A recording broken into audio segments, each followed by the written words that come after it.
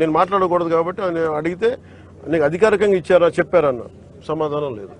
స్థానిక rice millers అంతా కూడా ఒక సిండికేట్ ఏర్పడి దీనికి కొంత పడుతున్నారు అనేది ఒకటి ఉంది. ఇతర రాష్ట్రాలలో కూడా ఇక్కడికి తరలించి ఏదైనా కానీ మీరు ఒకసారి ఒక తప్పు అలౌ చేస్తే, ఒక kind of smuggling activity allow చేస్తే ఇది మిల్లర్లకి సంబంధం లేదు. They are part of it, that's a different issue. ఇది మిల్లర్లకి సంబంధం లేదు.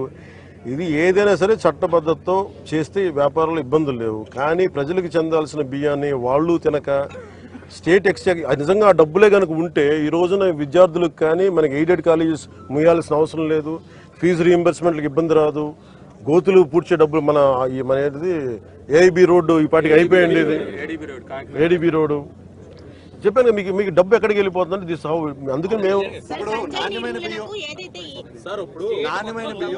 స్టేట్ మొత్తం అంతా ఇక్కడికి కేంద్రంగా అయితే కాకినాడ వస్తుంది సార్ బియ్యం అంతా కూడా. అయితే రేషన్ బియ్యం అంతా స్టేట్ నుంచి వస్తుంది సార్. ఇక్కడ ఒక్క చోటే దాడి జరుగుతుంది, ఇక్కడ ఒక్క చోట కొన్ని రోజులు ఆపుతున్నారు, మళ్ళీ కంటిన్యూ అవుతుంది. కానీ ఈ రైస్ అంతా కూడా స్టేట్ మొత్తం నుంచి వస్తుంది సార్. అది కాదు మీరు ఫాలో అవడం లేదు. దాడులు ప్రతి జిల్లాలో చేస్తున్నాం, ప్రతి రోజు చేస్తున్నాం.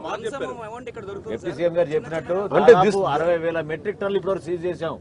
గతంలో ఎప్పుడు లేదు ఇటువంటి కార్యక్రమం. This has become a hub for export. మరి ఎక్కడి నుంచి మేజర్ తెలంగాణలో చేసినా కానీ మీరన్నట్టుగా తెలంగాణకి సీపోర్ట్ ఏం లేదు కదా, ఇక్కడికి రావాలి కదా.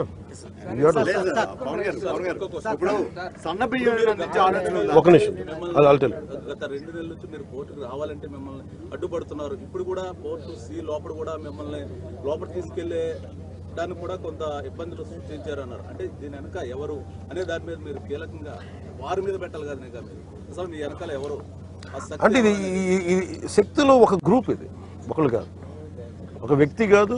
అదే సార్ ఇది ఎలా ఇది నాకు తెలియదు అంటున్నాను.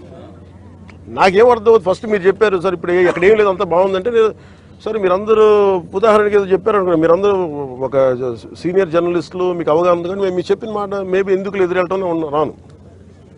నాకేం చెప్తారు వస్తే సార్ అక్కడ కొంచెం ఇబ్బంది అవుతుంది సార్, మీకు సెక్యూరిటీ కల్పించలేం, ప్రొడక్షన్ చేయలేం, లేదంటే సింపుల్గా నాకు ఎందుకు ఆప్ చేస్తారో చెప్తాం.